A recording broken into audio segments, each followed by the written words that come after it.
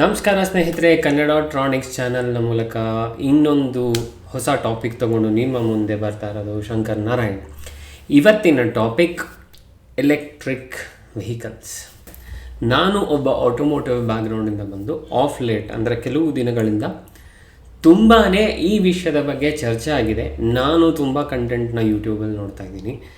ತುಂಬ ಜನ ಇದರ ಬಗ್ಗೆ ಪ್ರೋಸ್ ಕಾನ್ಸ್ ಅಂದರೆ ಎಲೆಕ್ಟ್ರಿಕ್ ವೆಹಿಕಲಿಂದ ನಾವು ನಮ್ಮ ಪರಿಸರನ ಸೇವ್ ಮಾಡಿಬಿಡ್ತೀವಿ ಅನ್ನೋ ಡಿಸ್ಕಷನ್ಸ್ ಏನಿದೆ, ನಾವು ನಿಜವಾಗ್ಲೂ ಸೇವ್ ಮಾಡಿಬಿಡ್ತೀವ ಅಥವಾ ಇದೆಲ್ಲ ಒಂದು ಸ್ಕ್ಯಾಮಾ ಅಥವಾ ಸುಳ್ಳು ಹೇಳ್ತಾ ಇದ್ದೀರಾ ಅಥವಾ ಇದರಿಂದ ನಿಜವಾಗ್ಲೂ ಬೆನಿಫಿಟ್ ಆಗುತ್ತಾ ಅನ್ನೋದ್ರ ಬಗ್ಗೆ ಹಲವು ಚರ್ಚೆಗಳು ನಡೀತಿರುತ್ತೆ. So as electrical and electronic engineers ನಿಮಗೆಲ್ಲರಿಗೂ ಈ ಎಲೆಕ್ಟ್ರಿಕ್ ವೆಹಿಕಲ್ಸ್ ಬಗ್ಗೆ ಒಂದು ಡಿಸ್ಕಷನ್ ಬಂದಾಗ ಅಥವಾ ಒಂದು ಇನ್ಫಾರ್ಮ್ ಡಿಸ್ಕಷನಲ್ಲಿ ತೊಡಗಿಸ್ಕೋಬೇಕು ಅಂದಾಗ ಕೆಲವು ಮಾಹಿತಿಗಳು ತುಂಬ ಇಂಪಾರ್ಟೆಂಟ್ ಆಗುತ್ತೆ. ಆ ಬೇಸಿಕ್ ಮಾಹಿತಿಗಳನ್ನು ನಿಮ್ಮ ಮುಂದೆ ತರುವ ಒಂದು ಪ್ರಯತ್ನ. ಸೊ ಸೀದಾ ಟಾಪಿಕ್ಗೆ ಹೋಗೋಣ. ಎಲೆಕ್ಟ್ರಿಕ್ ವೆಹಿಕಲ್ಸ್ ಅಡ್ವಾನ್ಸ್, ಇವಾಗ ಕಾರ್ ಟೆಕ್ನಾಲಜಿ ಅಡ್ವಾನ್ಸ್ ಆಗ್ತಾ ಇದ್ದಂಗೆ ಎಲೆಕ್ಟ್ರಿಕ್ ವೆಹಿಕಲ್ಸ್ ಮೇಲೆ ಇನ್ವೆಸ್ಟ್ಮೆಂಟು ತುಂಬ ಜಾಸ್ತಿ ಆಗ್ತಾ ಇದೆ. ಹಲವು ಜಿಯೋಪೊಲಿಟಿಕಲ್ ಅಂದರೆ ಹಲವು ಗವರ್ನಮೆಂಟ್ಸ್ ಕೂಡ ಈ ಎಲೆಕ್ಟ್ರಿಕ್ ವೆಹಿಕಲ್ಸ್ನ ತುಂಬ ಪ್ರಮೋಟ್ ಮಾಡ್ತಾ ಇದ್ದಾರೆ. ಇದರ ಮೂಲ ಉದ್ದೇಶ ಏನಪ್ಪ ಅಂತಂದರೆ, ನಿಮಗೆಲ್ಲ ಗೊತ್ತಾಗಿದೆ, ಹಲವು ವರ್ಷದಿಂದ ಕಾರ್ಬನ್ ಫುಟ್ ಪ್ರಿಂಟ್ ಅಂದರೆ ನಮ್ಮ ಪರಿಸರನ ಉಳಿಸೋದಕ್ಕೆ ಕಾರ್ಬನ್ ಫುಟ್ ಪ್ರಿಂಟ್ನ ಏನು ಕಡಿಮೆ ಮಾಡಬೇಕು, ಅದಕ್ಕೆ ಈ electric vehicles this is the solution, electric ವೆಹಿಕಲ್ಸೇ ನಮಗಿರುವಂತಹ ಸೊಲ್ಯೂಷನ್ ಅನ್ನುವಂತಹ ಒಂದು ಡಿಸ್ಕಷನ್ಸ್ ನಡೀತಾ ಇದೆ.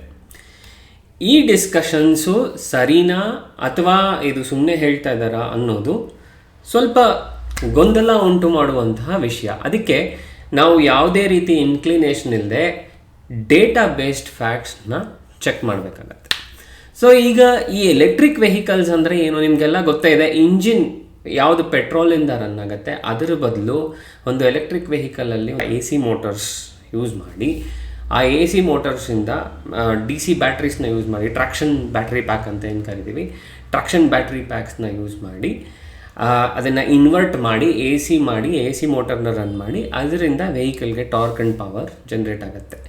So straight away of course immediately car ಓಡಬೇಕಾದ್ರೆ ಯಾವುದೇ ರೀತಿ ಇಂಧನನ ಸುಡೋದಿಲ್ಲ, ಯಾವುದೇ ರೀತಿ ಕಾರ್ಬನ್ ಡೈಆಕ್ಸೈಡ್ ಅಥವಾ ಕಾರ್ಬನ್ ರಿಲೇಟೆಡ್ ಗ್ಯಾಸಸ್ ಆಚೆ ಬಿಡೋದಿಲ್ಲ, unlike internal combustion engine. Also ಇದರ ಮೇಂಟೆನೆನ್ಸ್ ಚೀಪ್ ಆಗುತ್ತೆ, ಇದರದ ಫ್ಯೂಯಲ್ ಕಾಸ್ಟು ತುಂಬ ಚೀಪ್ ಆಗುತ್ತೆ. ಇನ್ ದ ಕರೆಂಟ್ ರೇಟ್ ಬಗ್ಗೆ ಮಾತಾಡಿದ್ರೆ ಫ್ಯೂಯಲ್ ಕಾಸ್ಟು ಕೂಡ ಚೀಪ್ ಆಗುತ್ತೆ, ಇದರ ಮೇಂಟೆನೆನ್ಸ್ ಚೀಪ್ ಆಗುತ್ತೆ. ಯಾಕಂದರೆ ತುಂಬ ವೇರ್ ಆ್ಯಂಡ್ ಟೈರ್ ಪಾರ್ಟ್ಸು ಕಡಿಮೆ ಆಗುತ್ತೆ, ಮೆಕ್ಯಾನಿಕಲ್ ಪಾರ್ಟ್ಸ್ ಕಡಿಮೆ ಆಗೋದ್ರಿಂದ ಒಬ್ಬ ಮಾಲೀಕನಿಗೆ ಎಲೆಕ್ಟ್ರಿಕ್ ವೆಹಿಕಲ್ಸು ಚೀಪರ್ ಆಗುತ್ತೆ, ಪ್ಲಸ್ ಪರಿಸರವನ್ನು ಉಳಿಸ್ತಾರೆ ಅನ್ನುವಂತಹ ನಿಟ್ಟಿನಲ್ಲಿ ಇವತ್ತು ಯೋಚನೆ ಮಾಡಿದ್ರೆ ಅದರಲ್ಲಿ ತಪ್ಪಿಲ್ಲ. ಆದರೆ ನಮ್ಮ ಮುಂದೆ ಬರುವಂಥ ಪ್ರಶ್ನೆ ಏನಪ್ಪ ಅಂತಂದರೆ, ಈ ಟ್ರಾಕ್ಷನ್ ಬ್ಯಾಟ್ರಿ ಪ್ಯಾಕ್ ಏನು ಎಲೆಕ್ಟ್ರಿಕ್ ವೆಹಿಕಲ್ಸ್ನಲ್ಲಿ ಬರುತ್ತೆ, ಈ ಟ್ರಾಕ್ಷನ್ ಬ್ಯಾಟ್ರಿ ಪ್ಯಾಕಿಂದಾನೇ ಹಲವು ಸಮಸ್ಯೆಗಳು ಅಥವಾ ಹಲವು ಚಾಲೆಂಜಸ್ಸು ನಮ್ಮ ಮುಂದೆ ಬಂದು ನಿಂತ್ಕೊಳ್ಳುತ್ತೆ. ಒಂದು ಇಂಟರ್ನಲ್ ಕಂಬಷನ್ ಇಂಜಿನ್ ಕಾರ್ನ ತೊಗೊಂಡ್ರೆ ಮತ್ತು ಒಂದು ಎಲೆಕ್ಟ್ರಿಕ್ ವೆಹಿಕಲ್ನ ತೊಗೊಂಡ್ರೆ ಒಂದು ಡಿಫರೆನ್ಷಿಯೇಟಿಂಗ್ ಫ್ಯಾಕ್ಟ್ರ್ ಏನಪ್ಪ ಅಂತಂದರೆ ಬ್ಯಾಟ್ರೀಸೇ. ಈ ಇಡೀ ಇಂಡಸ್ಟ್ರಿಯ ಡೈನಮಿಕ್ಸ್, ಎಲೆಕ್ಟ್ರಿಕ್ ವೆಹಿಕಲ್ಸಿನ ಡೈನಮಿಕ್ಸ್ನ ಕಂಟ್ರೋಲ್ ಮಾಡುವಂಥದ್ದು ಈ ಟ್ರಾಕ್ಷನ್ ಬ್ಯಾಟ್ರಿ ಪ್ಯಾಕ್. ಏನಕ್ಕೆ ಟ್ರಾಕ್ಷನ್ ಬ್ಯಾಟ್ರಿ ಪ್ಯಾಕ್ ಕಂಟ್ರೋಲ್ ಮಾಡುತ್ತೆ ಅಂತಂದರೆ, ಫಸ್ಟ್ ಆಫ್ ಆಲ್ ನಿಮಗೆ ಕೆಲವು ಬೇಸಿಕ್ಸ್ ಎಲೆಕ್ಟ್ರಿಕ್ ವೆಹಿಕಲ್ ಬ್ಯಾಟ್ರೀಸ್ ಬಗ್ಗೆ ಅರ್ಥ ಮಾಡ್ಕೋಬೇಕಂದ್ರೆ, ಎಲೆಕ್ಟ್ರಿಕ್ ವೆಹಿಕಲ್ಸಲ್ಲಿ ಲೈಕ್ ಎನಿ ಕನ್ಸ್ಯೂಮರ್ ಎಲೆಕ್ಟ್ರಾನಿಕ್ಸ್, ನಿಮ್ಮ mobile phones is a very good example. Many of the consumer electronics ಎಲ್ಲೆಲ್ಲಿ ರೀಚಾರ್ಜಬಲ್ ಬ್ಯಾಟ್ರಿ ಬರುತ್ತೋ, ದ ಟೆಕ್ನಾಲಜಿ ಯಾವುದನ್ನು ಯೂಸ್ ಮಾಡಿರ್ತಾರೆ ಅಂದರೆ ಲಿಥಿಯಂ ಅಯಾನ್ ಬ್ಯಾಟ್ರೀಸ್ನ ಯೂಸ್ ಮಾಡಿರ್ತಾರೆ. ಯಾಕೆ ಈ lithium ion batteries probably best known battery technology to deliver the best power in the right footprint, ಇದೆಲ್ಲ ಕಂಪೇರ್ ಮಾಡಿದಾಗ ಲಿಥಿಯಂ ಅಯಾನ್ ಡಸ್ ವೆಲ್. ಅದು ಅದರ ಪರ್ಫಾರ್ಮೆನ್ಸು ಬೇರೆ ಬ್ಯಾಟ್ರಿ ಟೆಕ್ನಾಲಜೀಸ್ಗಿನ್ನ ಬೆಟರ್ ಇರೋದ್ರಿಂದ ಇವತ್ತಿನ ದಿನಕ್ಕೆ ಬೆಸ್ಟ್ ಬ್ಯಾಟ್ರಿ ಟೆಕ್ನಾಲಜಿ ನಮಗೆ ಗೊತ್ತಿರೋದು ಲಿಥಿಯಂ ಅಯಾನ್ ಬ್ಯಾಟ್ರೀಸ್. ಲಿಥಿಯಂ ಅಯಾನ್ಗೆ ಮುಖ್ಯವಾಗಿ ಏನೇನು ಬೇಕು, ಲಿಥಿಯಂ ಎಕ್ಸ್ಟ್ರಾಕ್ಷನ್ ಆಗಬೇಕು. ಲಿಥಿಯಂ ಮೆಟಲು ಮತ್ತು ನಾವು ಭೂಮಿಯ ಒಂದು ಭಾಗವನ್ನು ಅಗೆದು ಲಿಥಿಯಂನ ಆಚೆ ತೆಗಿಬೇಕಾಗುತ್ತೆ. ಇದರಲ್ಲಿ ಇನ್ನೊಂದು ತುಂಬ ಇಂಪಾರ್ಟೆಂಟ್ ಇರುವಂತಹ ಮೆಟಲ್ ಬಂದು ಕೋಬಾಲ್ಟ್. ಸೊ ಲೀಥಿಯಮ್ಮು ಕೋಬಾಲ್ಟು ಎರಡೂ ಅತಿ ಮುಖ್ಯ ಆಗುತ್ತೆ ಈ ಲಿಥಿಯಂ ಅಯಾನ್ ಬ್ಯಾಟ್ರೀಸ್ ಮ್ಯಾನುಫ್ಯಾಕ್ಚರ್ ಮಾಡೋದಕ್ಕೆ. ಈ ಲಿಥಿಯಂ ಅಯಾನ್ ಬ್ಯಾಟ್ರೀಸ್ ನಾನು ಹೇಳಿದಾಗೆ ಈಸ್ ಚಾರ್ಜಬಲ್. ಇನ್ನೊಂದು ವಿಷಯ ಏನು ತಿಳ್ಕೊಬೋದಪ್ಪ ಅಂತಂದರೆ ಅದ್ರ ಕೆಪಾಸಿಟಿನ ಕಿಲೋವ್ಯಾಟ್ ಹವರ್ನಲ್ಲಿ ಹೇಳ್ತಾರೆ. ವೆರಿ ಮಚ್ ಲೈಕ್ ನಮ್ಮ ಮನೆಯ ಅಪ್ಲಯನ್ಸಸ್ಸಲ್ಲಿ ಏನು ನಾವು ಕಿಲೋವ್ಯಾಟ್ ಹವರಲ್ಲಿ ಯೂನಿಟ್ಸ್ನ ಕನ್ಸ್ಯೂಮ್ ಮಾಡ್ತೀವಿ, ಅದೇ ರೀತಿ ಈ ಕಾರ್ ಎಷ್ಟು ಕಿಲೋವ್ಯಾಟ್ ಹವರ್ನ ಔಟ್ಪುಟ್ ಕೊಡುತ್ತೆ ಅನ್ನುವಂತಹ ಒಂದು ರೇಟಿಂಗ್ನ ಬ್ಯಾಟ್ರಿಗೆ ಕೊಟ್ಟಿರ್ತಾರೆ. Ideally 30 to 50 kilowatt hour batteries mid size ಕಾರ್ಸಲ್ಲಿ ಯೂಸ್ ಮಾಡಿರ್ತಾರೆ.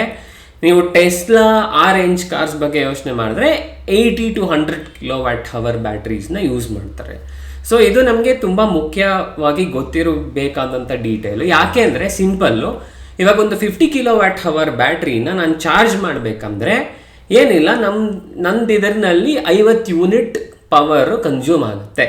ಯಾಕಂದರೆ ಇದು ಏನಕ್ಕೆ ಈ ಡೀಟೇಲ್ ಬೇಕಂದರೆ ಮುಂದೆ ನಾವೇನಾದ್ರು ಕಂಪೇರ್ ಮಾಡಬೇಕಂದ್ರೆ ಈ ಡೀಟೇಲ್ ಈಸಿ ಆಗುತ್ತೆ. So charging is one part. So ಇವಾಗ ಎಲೆಕ್ಟ್ರಿಕ್ ಬ್ಯಾಟ್ರೀಸ್ನ ಚಾರ್ಜ್ ಮಾಡ್ತೀವಿ, ಚಾರ್ಜ್ ಮಾಡಿ ನಾವು ಕಾರ್ನ ಓಡಿಸ್ತೀವಿ. ಕಾರ್ನ ಓಡಿಸಿದಾಗ ಕಾರ್ಬನ್ ಎಮಿಷನ್ ಬರೋದಿಲ್ಲ. ಅಲ್ಲಿಂದ ನಾವು ಡೈರೆಕ್ಟ್ ಕಂಪ್ಯಾರಿಸನ್ ತೊಗೊಂಡ್ರೆ it's pretty straightforward. Internal combustion engine every time it is burning fuel burn ಮಾಡಿಬಿಟ್ಟು ಕಾರ್ಬನ್ ಡೈಆಕ್ಸೈಡ್ ಆಚೆ ಆಗ್ತಾ ಇದೆ. ಆದರೆ ಎಲೆಕ್ಟ್ರಿಕ್ ವೆಹಿಕಲ್ಸ್ ಆ ರೀತಿ ಯಾವುದೇ ಇಂಧನವನ್ನು ಸುಟ್ಟು ಹಾನಿಕಾರಕ ಹೊಗೆಯನ್ನು ಆಚೆ ಹಾಕ್ತಾ ಇಲ್ಲ ಅನ್ನುವಂಥದ್ದು ನಮಗೆಲ್ಲ ಗೊತ್ತಿರುವಂಥ ವಿಷಯ. ಆದರೆ ಈ ರೀತಿ ಬರೀ ನಾವು ಚಾರ್ಜ್ ಮಾಡಿ ಓಡಿಸಿ ಆಚೆ ಬರುವಂತಹ ಕಾರ್ಬನ್ ಫುಟ್ ಪ್ರಿಂಟ್ನ ಮಾತ್ರ ಮೆಷರ್ ಮಾಡೋದು ಎಷ್ಟು ಸರಿ ಅನ್ನೋದು ಪ್ರಶ್ನೆ ಆಗುತ್ತೆ. ಇದರಲ್ಲಿ ಹಲವು ಡೈನಮಿಕ್ಸ್ ಇದೆ. ಏನು ಆ ಡೈನಮಿಕ್ಸು? ಈಗ ನೋಡಿ, ನಾವು ಬರೀ ಪ್ರೊಡಕ್ಷನ್ನಿಂದ ಅದರ ಲೈಫ್ ಟೈಮ್ಗೆ ಹೆಂಗೆ ಹೋಗುತ್ತೆ ಅಂತ ನೋಡಿದ್ರೆ ಈ ಚಿತ್ರದಲ್ಲಿ ನಿಮಗೆ ಕಾಣೋ ಥರ ಅದು ಗ್ರೀನ್ ಅಂತ ಗೊತ್ತಾಗೋಗುತ್ತೆ. ನಾನು ಆಗಲೇ ಹೇಳ್ದಂಗೆ ಇವಾಗ ತಕ್ಷಣಕ್ಕೆ ಯಾವುದೇ ಇಂಧನವನ್ನು ಸುಟ್ಟು ಹಾರ್ಮ್ಫುಲ್ ಗ್ಯಾಸಸ್ ಆಚೆ ಬರ್ತಾ ಇಲ್ಲ, ಗ್ರೀನ್ ಅಂತ ಗೊತ್ತಾಗುತ್ತೆ. ಆದರೆ ಇದರ ಪ್ರೊಡಕ್ಷನ್ ಮಾಡೋದಕ್ಕೆ ಕೂಡ ಪ್ರೀ ಪ್ರೊಡಕ್ಷನ್ನಲ್ಲಿ ಕೂಡ ನಾವು ಪರಿಸರಕ್ಕೆ ಹಾನಿ ಮಾಡ್ತೀವಿ, ಪ್ರೊಡಕ್ಷನ್ ಮಾಡುವುದಕ್ಕೆ ಕೂಡ ಪರಿಸರಕ್ಕೆ ಹಾನಿ ಮಾಡ್ತೀವಿ. ಅದಾದ ಮೇಲೆ ಕೂಡ ಪರಿಸರವನ್ನು ಯಾವುದೋ ಒಂದು ರೀತಿಯಲ್ಲಿ ನಾವು ಮ್ಯಾನ್ಯುಪುಲೇಟು ಮಾಡೇ ಮಾಡ್ತೀವಿ. ಇದಷ್ಟನ್ನು ತಗೊಂಡು ನಾವು ಈ ವಿಷಯದ ಬಗ್ಗೆ ಚರ್ಚೆ ಮಾಡಬೇಕಾಗುತ್ತೆ. ಸೊ ಏನಪ್ಪ ಇದರ ಡೀಟೇಲಿಂಗ್ ಅಂತಂದರೆ, ನಾನು ಆಗಲೇ ಹೇಳಿದಾಗೆ ಲಿಥಿಯಂ ಅಯಾನ್ ಬ್ಯಾಟ್ರೀಸ್ ಮೇನ್ ಡಿಫರೆನ್ಷಿಯೇಟರು ಈ ಬ್ಯಾಟ್ರಿ ಪ್ಯಾಕೇನೆ. ಯಾಕೆ ಅಂತ ಹೇಳ್ತೀನಿ. ಇವಾಗ ಬ್ಯಾಟ್ರಿನ ನಾವು ಸ್ವಲ್ಪ ಪಕ್ಕಕ್ಕೆ ಇಟ್ಬಿಟ್ರೆ, ಈ ಲಿಥಿಯಂ ರಿಕ್ವೈರ್ಮೆಂಟನ್ನು ನಾವು ಪಕ್ಕಕ್ಕೆ ಇಟ್ಬಿಟ್ರೆ, ಒಂದು ಇಂಟರ್ನಲ್ ಕಂಬಸ್ಷನ್ ಇಂಜಿನ್ ಕಾರ್ನ ಮಾಡೋದಕ್ಕೆ ಮತ್ತು ಒಂದು ಎಲೆಕ್ಟ್ರಿಕ್ ವೆಹಿಕಲ್ನ ಮಾಡೋದಕ್ಕೆ ಎಷ್ಟು ನಾವು ಹಾನಿ ಮಾಡ್ತೀವಿ ಪರಿಸರಕ್ಕೆ, ಎಷ್ಟು ಕಾರ್ಬನ್ನ ಆಚೆ ಹಾಕ್ತೀವಿ ಅಂದರೆ ಸೇಮ್ ಟು ಸೇಮ್. ಆ ಬ್ಯಾಟ್ರಿ ಇಲ್ಲ ಅಂದರೆ ಒಂದು IC ಕಾರ್ ಮಾಡೋದಕ್ಕೂ ಒಂದು EV ಕಾರ್ ಮಾಡೋದಕ್ಕೂ ಸೇಮ್ ಟು ಸೇಮ್ ಹಾನಿ ಮಾಡ್ತೀವಿ, ಸೇಮ್ ಟು ಸೇಮ್ ಹಾಳು ಮಾಡ್ತೀವಿ ಪರಿಸರನ. ಆದರೆ ಬ್ಯಾಟ್ರಿ ಬಂದ ತಕ್ಷಣ ಏನಾಗುತ್ತೆ, ಬ್ಯಾಟ್ರಿ ಮಾಡೋದಕ್ಕೆ ಲಿಥಿಯಂ ಎಕ್ಸ್ಟ್ರಾಕ್ಷನ್ ತುಂಬ ಇಂಪಾರ್ಟೆಂಟ್ ಆಗುತ್ತೆ. ಈ ಲಿಥಿಯಂ ಎಕ್ಸ್ಟ್ರಾಕ್ಷನ್ ಮಾಡಬೇಕಾದ್ರೆ ನಾವು ಪರಿಸರಕ್ಕೆ ಹೆಚ್ಚು ಹಾನಿ ಮಾಡ್ತೀವಿ. ಯಾಕಂದರೆ ಲಿಥಿಯಂ ಎಕ್ಸ್ಟ್ರಾಕ್ಟ್ ಮಾಡುವಾಗಲೇ ಆಲ್ಮೋಸ್ಟ್ 50% ಅಷ್ಟು ಜಾಸ್ತಿ ಕಾರ್ಬನ್ ಫುಟ್ ಪ್ರಿಂಟು ಎಲೆಕ್ಟ್ರಿಕ್ ವೆಹಿಕಲಿಂದ ಬರುತ್ತೆ because of lithium extraction. So ಅಲ್ಲೇ ನಾವು ಆಲ್ರೆಡಿ ನಾವು ಮುಂದೆ ಏನು ಉಳಿಸ್ತೀವಿ ಅದನ್ನು ಈಗಲೇ ಸಾಲ ಅಂತ ತೊಗೊಂಡು ಆಲ್ರೆಡಿ ಹಾನಿ ಮಾಡಿಬಿಡ್ತೀವಿ. ಈ ಲಿಥಿಯಂ ಎಕ್ಸ್ಟ್ರಾಕ್ಷನ್ನಲ್ಲಿ ಹೆಚ್ಚು ಕಾರ್ಬನ್ ಫುಟ್ ಪ್ರಿಂಟ್ನ ಹಾಕ್ಬಿಡ್ತೀವಿ. ಈಗ ಇನ್ನೊಂದೇನಪ್ಪ ಅಂತಂದರೆ, ನಾವು ಪರಿಸರನ ಉಳಿಸೋ ಬಗ್ಗೆ ಮಾತಾಡಬೇಕಾದ್ರೆ ಬರೀ ಕಾರ್ಬನ್ ಡೈಆಕ್ಸೈಡ್ ಫುಟ್ ಪ್ರಿಂಟ್ನ ಮಾತ್ರ ಇಟ್ಕೊಂಡು ಮಾತಾಡೋಕ್ಕಾಗಲ್ಲ, ನಾವು ವಾಟರ್ನ ಕೂಡ ಇಟ್ಕೊಂಡು ಮಾತಾಡಬೇಕಾಗತ್ತೆ. ಯಾಕಂದರೆ ಯಾವತ್ತೋ ಒಂದು ದಿವಸ ನೀರು ಸಿಗದೇ ಇರೋ ಕಾಲ ಖಂಡಿತ ನಮಗೆಲ್ಲ ಬರಲೇಬೋದು.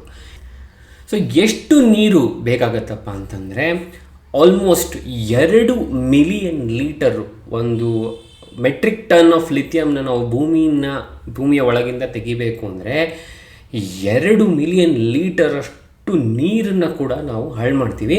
ನಾವು ಇದನ್ನು ಕೂಡ ಕನ್ಸಿಡರೇಷನ್ಗೆ ತೊಗೊಳ್ಬೇಕಾಗತ್ತೆ. ಕಾರ್ಬನ್ ಫುಟ್ ಪ್ರಿಂಟ್ ರೆಡ್ಯೂಸ್ ಮಾಡೋದು ಮಾತ್ರ ಪರಿಸರದ ರಕ್ಷಣೆ ಆಗೋದಿಲ್ಲ.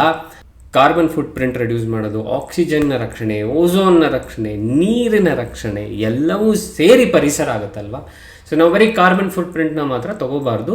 ಸೊ ಲಿಥಿಯಂ ಎಕ್ಸ್ಟ್ರಾಕ್ಷನ್ನಲ್ಲಿ ಈ ಎಲ್ಲ ತೊಂದರೆಗಳು ಆಲ್ರೆಡಿ ಇದೆ. ನಾವು ಪರಿಸರಕ್ಕೆ ಅದು ಆಚೆ ಬರುವ ಮುನ್ನವೇ ಆಲ್ಮೋಸ್ಟ್ ಹಾನಿ ಮಾಡಿಬಿಡ್ತೀವಿ ಲಿಥಿಯಂ ಎಕ್ಸ್ಟ್ರಾಕ್ಷನ್ ಮಾಡೋದ್ರಿಂದ. ಇನ್ನೊಂದು ಯಾವುದಪ್ಪ ನಾವು ಮೆಟಲ್ ಇದ್ರ ಬಗ್ಗೆ ಮಾತಾಡಿದ್ರೆ ಕೋಬಾಲ್ಟ್ ಪರಿಸರಕ್ಕೆ ಹಾನಿ ಮಾಡದೆ ಡೈರೆಕ್ಟ್ ಆಗಿರ್ಬೋದು, ಬಟ್ ಅದರಲ್ಲಿ ಒಂದಷ್ಟು ಬೇರೆ ಸೋಷಿಯೋ ಎಕನಾಮಿಕ್ ಪ್ರಾಬ್ಲಮ್ಸ್ ತುಂಬ ಇದೆ. ಯಾಕಂದರೆ ಈ cobalt under develop countries like Africa ಅಲ್ಲಿ ಸಿಗ್ತಾ ಇರೋದ್ರಿಂದ ಅಲ್ಲಿ ಜನದ ಎಕ್ಸ್ಪ್ಲಾಯ್ಟೇಷನ್ ನಡೆಯುತ್ತೆ, ಚೈಲ್ಡ್ ಲೇಬರ್ ನಡೆಯುತ್ತೆ, very inhuman way of cobalt extraction, ಅದ್ರ ಬಗ್ಗೆ ಎಲ್ಲ ತುಂಬ ಬಂದಿದೆ. ಇನ್ಫ್ಯಾಕ್ಟ್ ಈ ಡಿಸ್ಕ್ರಿಪ್ಷನ್ನಲ್ಲಿ ಪಲ್ಕಿ ಶರ್ಮಾ ಅವರು ಇದ್ರ ಬಗ್ಗೆ ಮಾತಾಡಿದ್ದಾರೆ, ಅದರ ಲಿಂಕ್ನ ಬಿಟ್ಟಿದ್ದೀನಿ, ನಿಮ್ಗೆ ಇಂಟ್ರೆಸ್ಟ್ ಇದ್ರೆ ಅದನ್ನ ಹೋಗಿ ನೋಡಿ. Artisanal mines are unregulated. Labor laws do not apply here. Neither do safety protocols. These mines produce 20 to 30% of Congo's cobalt. Some 200,000 miners work in these mines. At least 40,000 of them are children, some as young as 6. These children flirt with death daily. They enter vertical tunnels. Most of them are too narrow for adults to enter. So cobalt extraction has its own problems. So lithium already ಸಾಲ ತಗೊಂಡು carbon foot print ಹಾಕ್ಬಿಡ್ತು. ಈಗ ಈ electric vehicle car ಆಚೆ ಬಂದಮೇಲೆ ನಾವು ಇದನ್ನು ಕರೆಂಟಿಂದ ಓಡಿಸ್ತೀವಿ ಅನ್ನೋದು ನಿಜ, ಆದರೆ ಆ ಕರೆಂಟು ಗ್ರೀನ್ ಎನರ್ಜಿಯಿಂದ ಬಂದಿದ್ಯಾ ಅನ್ನೋದು ದೊಡ್ಡ ಕ್ವಶನ್ ಆಗುತ್ತೆ. ಇವಾಗ ನಾವು ಕರೆಂಟ್ ಹೇಗೆ ಉತ್ಪತ್ತಿ ಮಾಡ್ತೀವಿ? ಈಗ ಒಂದು ಕಂಪ್ಲೀಟ್ಲಿ ಹೈಡಲ್ ಪವರ್ ಬೇಸ್ಡು ಅಥವಾ ಸೋಲಾರ್ ಪವರ್ ಬೇಸ್ಡ್ ಕಂಟ್ರಿ ಬಗ್ಗೆ ನಾವು ಮಾತಾಡ್ತಾ ಇದ್ರೆ ಅದನ್ನು ನಾವು ಗ್ರೀನ್ ಎನರ್ಜಿ ಅಂತ ಕರಿತೀವಿ. ಗ್ರೀನ್ ಎನರ್ಜಿ ಅಂದರೆ ಏನು? ಭೂಮಿಯ ಪರಿಸರಕ್ಕೆ ಯಾವುದೇ ರೀತಿ ಹಾನಿ ಮಾಡದೆ ನಾವು ಒಂದು ಎನರ್ಜಿ ಹಾರ್ನೆಸ್ನ ಮಾಡೋದಾದರೆ ಅದನ್ನು ಗ್ರೀನ್ ಎನರ್ಜಿ ಅಂತ ಕರಿತೀವಿ. ಈಗ ಎಲೆಕ್ಟ್ರಿಕ್ ವೆಹಿಕಲ್ಸ್ ಕಡೆ ಬಂದಾಗ ನಾವು ಗ್ರೀನ್ ಎನರ್ಜಿನೇ ಇಲ್ಲದೆ ಇರೋ ಒಂದು ದೇಶದಲ್ಲಿ ಹೋದರೆ, ಇವಾಗ ಇಂಡಿಯಾನೇ ತೊಗೊಂಡ್ರೆ, ನಮ್ಮ ದೇಶನೇ ತೊಗೊಂಡ್ರೆ, ನಮಗೆ ಬರ್ತಾ ಇರುವಂಥ complete energy source as on today ಎಷ್ಟು ಗ್ರೀನ್ ಎನರ್ಜಿ ಇದೆ ಅಂದರೆ ಬರೀ about 20% of the energy that is produced in India is green energy. Plus electric vehicles ಜಾಸ್ತಿ ಆಗ್ತಾ ನಾವು ಇನ್ನೂ ಹೆಚ್ಚುವರಿ ಎನರ್ಜಿನ ಪ್ರೊಡ್ಯೂಸ್ ಮಾಡಬೇಕಾಗತ್ತೆ. ಸೊ ಆವಾಗ ಈ ಪರ್ಸೆಂಟೇಜ್ ಇನ್ನೂ ಕಡಿಮೆ ಆಗ್ಬೋದು if it don't find ways to produce energy using green energy. ಅಂದರೆ ಇವಾಗ ಸೋಲಾರು ಅಥವಾ ವಿಂಡ್ ಮಿಲ್ಸು ಅಥವಾ ಪ್ರಾಬ್ಲಿ ಹೈಡಲ್ ಪ್ಲಾಂಟು ಇದನ್ನೆಲ್ಲ ಯೂಸ್ ಮಾಡಿ ನಾವು ಜಾಸ್ತಿ ಪವರ್ ಪ್ರೊಡ್ಯೂಸ್ ಮಾಡದೇ ಇರೋ ಥರ ಆದರೆ ನಾವು ಹೆಚ್ಚು ಗ್ರೀನ್ ಎನರ್ಜಿ ಕೊಡೋದಕ್ಕಾಗೋದಿಲ್ಲ, ಕಡಿಮೆ ಗ್ರೀನ್ ಎನರ್ಜಿ ಆಗುತ್ತೆ, ಈ ಪರ್ಸೆಂಟೇಜ್ ಇನ್ನೂ ಕಡಿಮೆ ಆಗುತ್ತೆ. ಈ ರೀತಿ ಪರ್ಸೆಂಟೇಜಸ್ ಇರೋವಾಗ ಒಂದು ಎಲೆಕ್ಟ್ರಿಕ್ ವೆಹಿಕಲ್ಸ್ಗೆ ಎಲ್ಲೋ ಒಂದು ಕಡೆ ಕೋಲ್ ಸುಟ್ಟೋ, ಡೀಸೆಲ್ ಸುಟ್ಟೋ, ನ್ಯೂಕ್ಲಿಯರ್ ಪವರ್ ಪ್ಲ್ಯಾಂಟಿಂದನೋ ಎಲೆಕ್ಟ್ರಿಸಿಟಿ ಪ್ರೊಡ್ಯೂಸ್ ಮಾಡಿ ಅದನ್ನು ಕಾರ್ ಒಳಗಡೆ ಇಟ್ಟು ಓಡಿಸಿ ನಾನು ಗ್ರೀನ್ ಆಗೋದೆ ಅಂತ ಹೇಳೋದು ಎಷ್ಟು ಕರೆಕ್ಟು ಅನ್ನುವಂಥದ್ದು ಒಂದು ಪ್ರಶ್ನೆ ಬರುತ್ತೆ ಅಲ್ವಾ. ಈಗ ಪರಿಸರವನ್ನು ಉಳಿಸ್ಬೇಕಂದ್ರೆ ನಾನು carbon footprint as a whole ಕಡಿಮೆ ಮಾಡಬೇಕು. ನನ್ನ ಕಾರಿಂದ ಬರುವ ಕಾರ್ಬನ್ ಫುಟ್ ಪ್ರಿಂಟ್ ಮಾತ್ರ ನಾನು ಕಡಿಮೆ ಮಾಡಿಬಿಡ್ತೀನಿ ಅಂತ ಎಲೆಕ್ಟ್ರಿಸಿಟಿ ಪ್ರೊಡ್ಯೂಸ್ ಮಾಡಬೇಕಾದ್ರೇ ನಾನು ಕಾರ್ಬನ್ನ ಆಚೆ ಹಾಕ್ಬಿಟ್ಟು ಆಮೇಲೆ ನನ್ನ ಕಾರ್ ಕ್ಲೀನಾಗಿದೆ ಅಂತ ಹೇಳುವಂಥದ್ದು ಎಷ್ಟು ಸರಿ ಅನ್ನುವಂಥದ್ದು ಕ್ವಶನು. ಸೊ ಹಾಗಾದರೆ ಕನ್ಕ್ಲೂಡ್ ಮಾಡ್ಬೋದಾ ಇದೆಲ್ಲ ಬರೀ ಸ್ಕ್ಯಾಮು, ಎಲೆಕ್ಟ್ರಿಕ್ ವೆಹಿಕಲ್ಸಿಂದ ಪರಿಸರಕ್ಕೆ ಏನು ಒಳ್ಳೇದಾಗೋದಿಲ್ಲ ಕನ್ಕ್ಲೂಡ್ ಮಾಡ್ಬೋದಾ? ಇಲ್ಲ, ಅದು ಆಗಲ್ಲ. ಬನ್ನಿ ನೋಡೋ ಒಂದು ಡೇಟಾ ಕೊಡ್ತೀನಿ. ಸೊ ಇವಾಗ ಈ ಡೇಟಾನ ನೋಡಿ. ಈ ಡೇಟಾ ಕೆನಡಾಯಿಂದ ಬಂದಿರೋದ್ರಿಂದ ಇದು ಕೆನಡಾ ಪಾಪ್ಯುಲೇಷನ್ ಬಗ್ಗೆ ಮಾತಾಡುತ್ತೆ. 80% of Canadians green energy use ಮಾಡ್ತಾರೆ. ಸೊ ಆ ಕಂಪ್ಯಾರಿಸನ್ ಇಟ್ಕೊಂಡು ತೊಗೊಂಡಾಗ ಒಂದು gasoline car about 80 tons of carbon dioxide ಆಚೆ ಆಗುತ್ತೆ. But 80% of Canadians who use only about green energy ಅವರೊಂದು 13 ಟನ್ಸ್ ಆಫ್ ಕಾರ್ಬನ್ ಡೈಆಕ್ಸೈಡ್ನ ಆಚೆ ಹಾಕ್ತಾರೆ. ಈ ಕಂಪ್ಯಾರಿಸನ್ ತೊಗೊಂಡಾಗ of course electric vehicle is a clear winner. ಆದರೆ if 20% of the Canadians who use dirty electricity, non green electricity, ಅವರು almost 45 tons of carbon ಡೈಆಕ್ಸೈಡ್ನ ಹಚ್ಚಾಕ್ತಾರೆ. ಈಗ ನೀವು ಯೋಚನೆ ಮಾಡಿ, unless we can revolutionise how we produce energy ಹೇಗೆ ಉತ್ಪತ್ತಿ ಮಾಡ್ತೀವಿ ಅನ್ನೋದನ್ನು ನಾವು ರೆವಲ್ಯೂಷನೈಸ್ ಮಾಡಿದೆ ಬರೀ ಒಂದು ನಾನು ಎಲೆಕ್ಟ್ರಿಕ್ ಕಾರ್ ತೊಗೊಂಡು ನಾನು ಪರಿಸರನ ಉಳಿಸ್ಬಿಟ್ಟೆ ಅಂತ ಹೇಳೋದು ಖಂಡಿತ ಸರಿ ಅಲ್ಲ. ನಾಳೆ ಬೆಳಗ್ಗೆ ಇಂಡಿಯನ್ ಗೌರ್ನಮೆಂಟು ಈ ಎಲೆಕ್ಟ್ರಿಕ್ ವೆಹಿಕಲ್ಸಿಗೆ ಒಂದು ಪುಷ್ ಕೊಟ್ಟು ಜಾಸ್ತಿ ಎಲೆಕ್ಟ್ರಿಕ್ ವೆಹಿಕಲ್ಸ್ನ ತೊಗೊಂಡು ಬಂದರು ರೋಡ್ ಮೇಲೆ ಅಂದರೆ ಈ ಎಲ್ಲ ಎಲೆಕ್ಟ್ರಿಕ್ ವೆಹಿಕಲ್ಸಿಗೆ ಎನರ್ಜಿ ಎಲ್ಲಿಂದ ತರ್ತಿದ್ದಾರೆ ಅನ್ನುವಂತಹ ಪ್ರಶ್ನೆಯನ್ನು ಕೇಳಬೇಕಾಗಿರೋದು ತುಂಬ ಮುಖ್ಯ ಆಗುತ್ತೆ.